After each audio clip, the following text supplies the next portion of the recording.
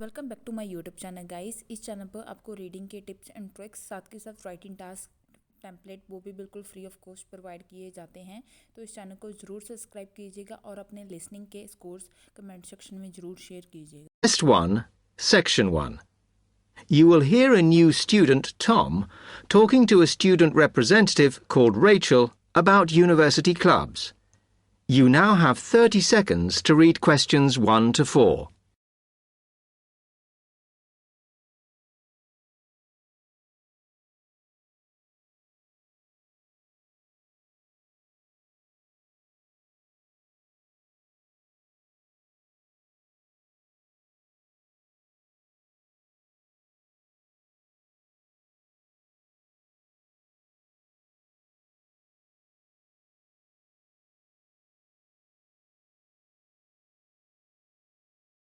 Hi, welcome to Freshers Week. I'm Rachel. Can I help you? Oh, hi.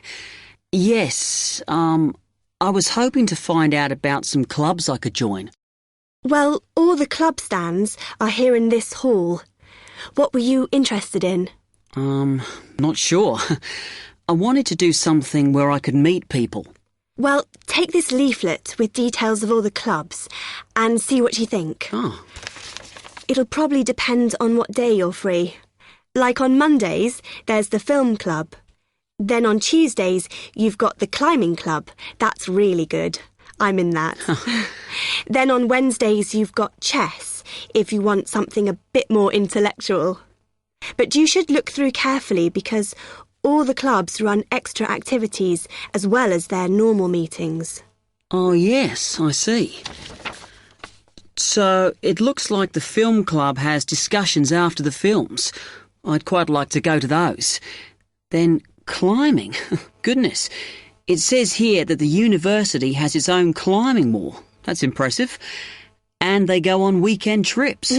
Cool. And it says the chess club normally just does games with whoever turns up, but it also runs competitions sometimes. But I bet you've got to be pretty good to do that. Yes, I think so. And how many people are in the clubs? Are they all really full? Well, obviously they're all different. So, for example, the film club has just increased its membership from 85 to 125. But I think they're hoping to extend it to 150. The climbing club's quite small, 40 people. And the chess club is fairly healthy at 55. Right. OK. So who do I see if I want to join these clubs? Well, if you go round the stands and speak to the people there, for the film club, that's the events organiser. For climbing, you'll need the club secretary, and the chess club is organised by one of the maths tutors. OK? Yep. I think I'll start with the climbing club. It sounds good. Oh, well, as I said, I'm in that, so I might be able to help you a bit. You now have 30 seconds to read questions 5 to 10.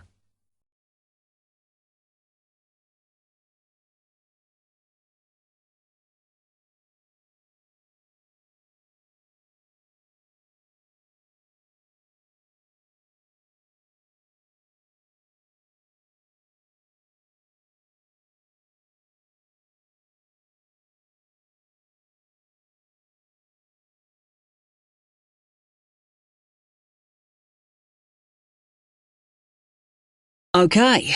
It says in the leaflet that they get together twice a month. Is that right? Yes. Oh, you must join. It's really good fun. We go away quite a bit to North Wales, and every year we have a special excursion, usually to France, which is where we're going this year in the spring. The weather's too unpredictable in the autumn. Wow, that sounds good. But it must cost a lot. Yeah, but we try and save up for it through subscriptions.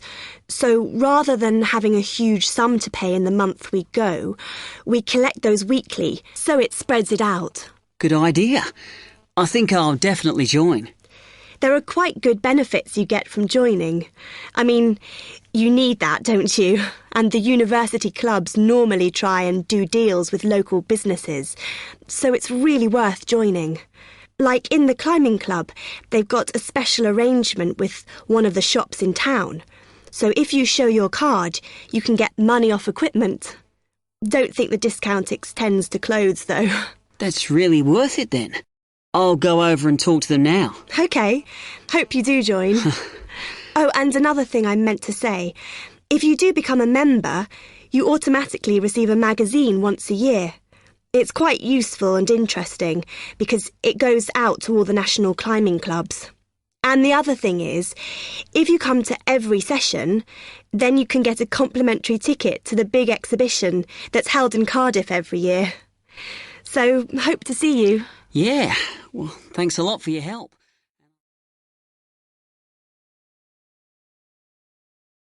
Test 1, Section 2. You will hear an accommodation officer telling students about different halls of residence. You now have 30 seconds to read questions 11 to 15.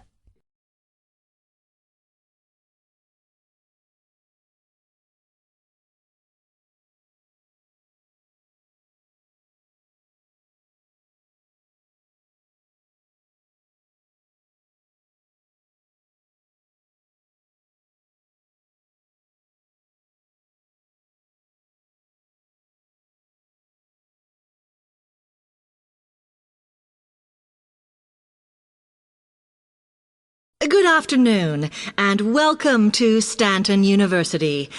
I'm here to tell you about the various halls of residence we have available, should you choose to come here. We aim to offer accommodation in halls to all first-year students, and you'll find there's a good variety to choose from. First of all, there's Brown Hall, which, as you'll see, is not the most modern of buildings, but it is very popular with some students. It's got a good sense of community, some nice refurbished kitchens, and unlike the other halls, it has recently had a gym built in its basement. Another option is Blake Residence, which is built like a large house, and so everybody cooks and eats together. It has its own sectioned-off bit of private garden and is even more peaceful because this is an all-girls residence. Although, of course, boys are allowed to visit the hall and, I understand, frequently take part in cooking dinner. The largest hall we have is Queen's Building, and this has been upgraded recently. The original parking area has been built on so that the hall now has a large common room, and each bedroom now has its own shower room, which many students regard as a real bonus. A further option is the Parkway Flats, which won an award for design in its day. And this building now has a preservation order on it. This has meant that only a limited amount could be done to upgrade it, and the surrounding area is important, so parking is not permitted around the flats. However, the flats do have many extra facilities, such as a special computer room, a small library, and a self-service restaurant. The cost of breakfast, lunch, and dinner is covered in the fees for this hall, so it does look a bit more expensive. The last residence we can offer you is Temple Rise, which again is slightly more expensive than other halls as the rooms are larger. This has got very lovely views across to the coast, and this more than compensates for the fact that bathrooms here are shared between 6 students. However, the hall has domestic staff who clean the rooms once a week, so this is perhaps an attractive option for the messier amongst you. You now have 30 seconds to read questions 16 to 20.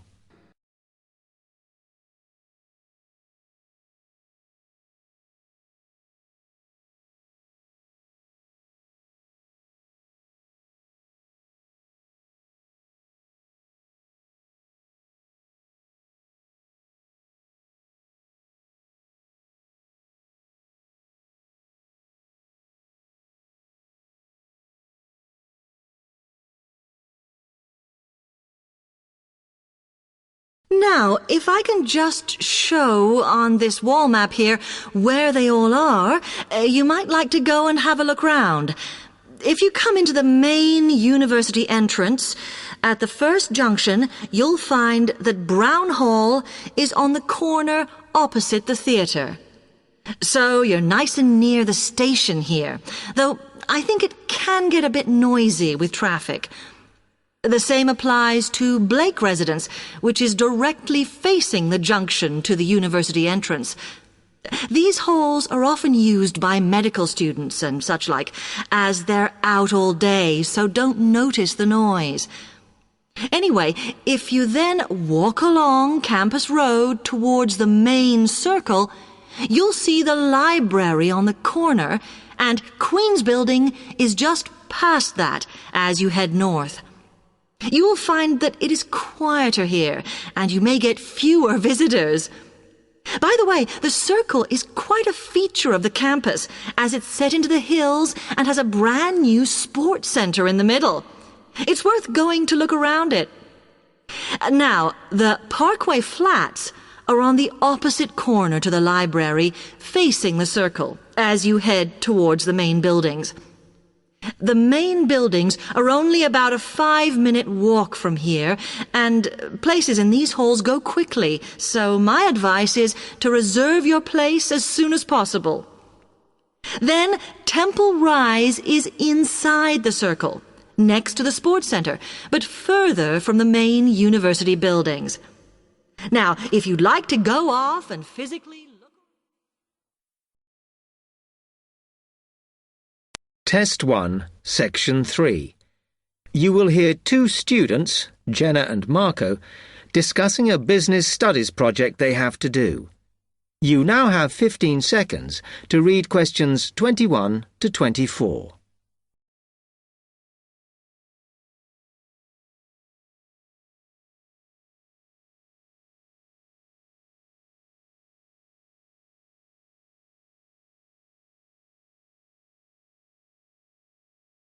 Come on, Marco.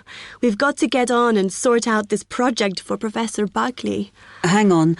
I want to make sure we've got all the information. Now, where are we? Well, today we need to sort out exactly what we're going to do and how we're going to divide the work up. Okay. How long have we got, by the way? The end of term is April 6th. And he said to hand it in on week 8, so that's March 25th at the latest, because the beginning of that week is the 21st, so not long. Right. Have you got the notes there? Yes. He wants us to do a fairly small-scale study, like the last one, on whether or not businesses were offering more benefits to staff. And we've now got to look at the rise in older workers. It should be fairly straightforward. Yeah, as long as we keep it small. Who's marking it? I don't know. Sometimes he gets the PhD students to mark it for him. Oh, actually, it just says here, a senior lecturer. I suppose it's too much for Professor Barclay to do them all. Yeah. Anyway, how are we going to go about this? Well, we have to decide how big we want it to be and who... Yeah, but I think we must sort out a timetable for the project. Otherwise, nothing will get done. Okay. Do you want to do that? All right. I'll do it as soon as we finish here. You now have 15 seconds to read questions 25 to 27.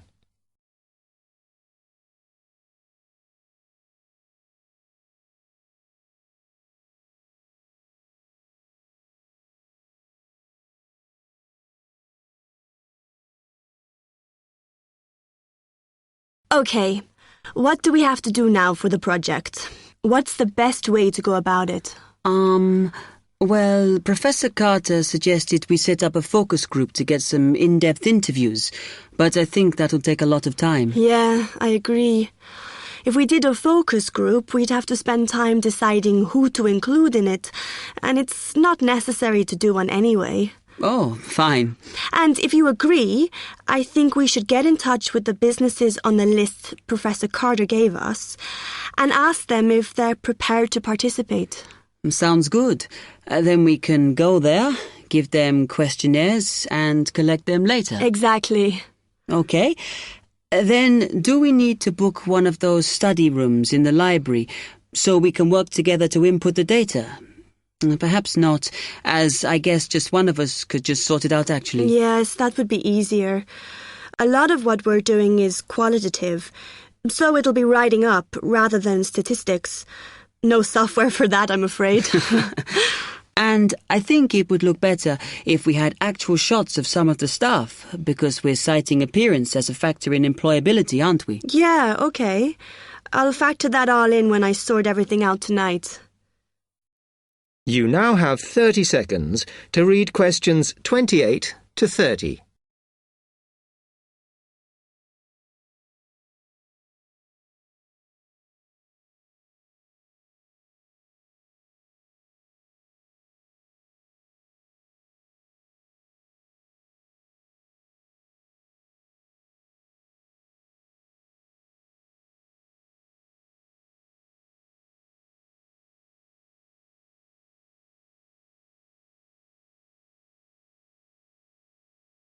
I'm glad we decided to work together. I think it's going to work out well. Yes, well, given that we had to work in pairs on this project, I think we were right to choose each other. We complement each other academically, as we're each good at what the other isn't. In fact, we should have tried working together before. Yes. Now, how shall we split the work? I'll do the analysis, shall I? Oh, okay. It's just that it might be faster, because I'm used to doing it. Although your English is better than mine. I need more practice at reading, really. Okay, I'll do the presentation then, if that's okay with you. Yeah, sure. I don't mind speaking in public, but I hate preparing all the notes for them. The thing is, the tutor said one person should do the whole presentation, and he said he expects me to do it because I haven't done one yet. No, that's fine. Now, let's see. Test 1, Section 4. You will hear a media studies tutor giving a lecture about news sources. You now have 30 seconds to read questions 31 to 35.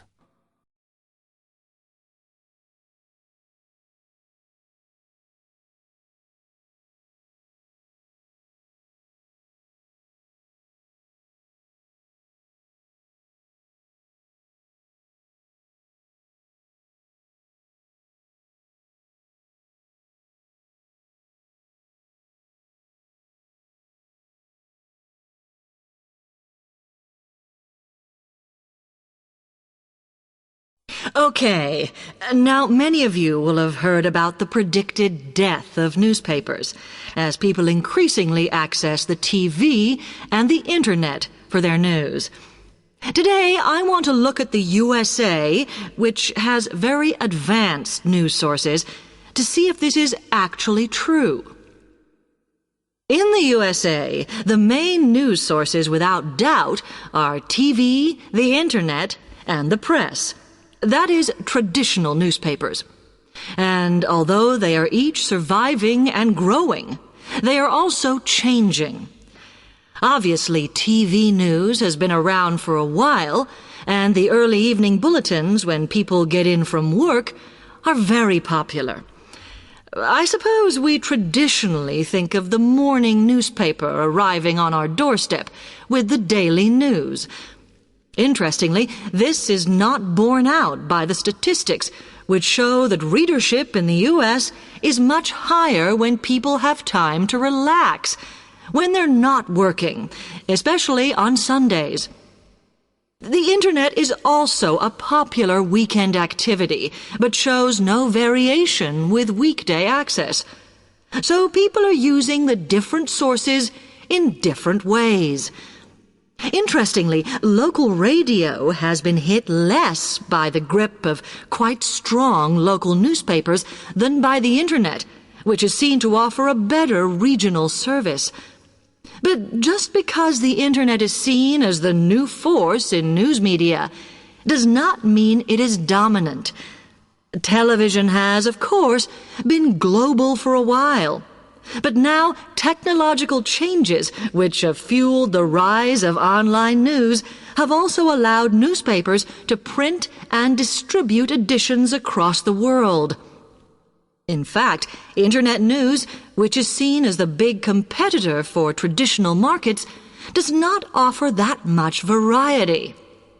Often, the sources are the online versions of the newspapers, whereas television, in order to offer something different, has had to come up with a much more mixed bag of reporting, from hard news to light reports on celebrity events. Another issue is reliability. The Internet is virtually unregulated, so anything can be reported there, whether true or not. Journalists on newspapers have fought a long, hard battle to fight intervention and to retain the freedom of the press. Television, however, is seen as critical to political power and has become subject to harsh controls about what it can or cannot say. You now have 30 seconds to read questions 36 to 40.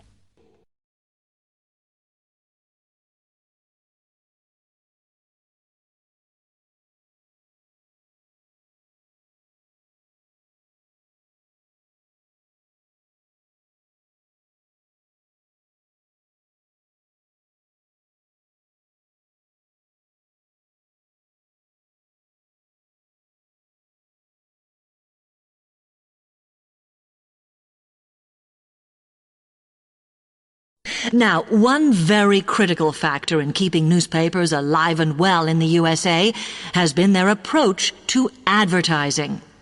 Obviously, newspapers are heavily dependent on advertising revenue, and they have become more and more imaginative in what they offer, in order to make sure that advertisers use them and not other news sources. This has meant that, contrary to popular belief, newspapers now have a significantly higher profit margin than the rest of American industry. So, how have they managed to raise advertising revenue in this way? Well, they have put a lot of effort into developing and maintaining a very strong association with the retail trade.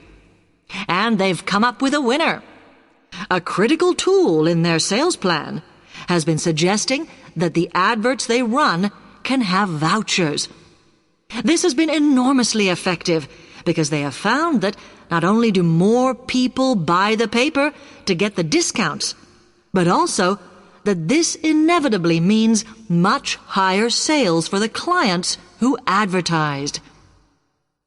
As well as doing this, the newspapers have also introduced aggressive sales campaigns over the last few years.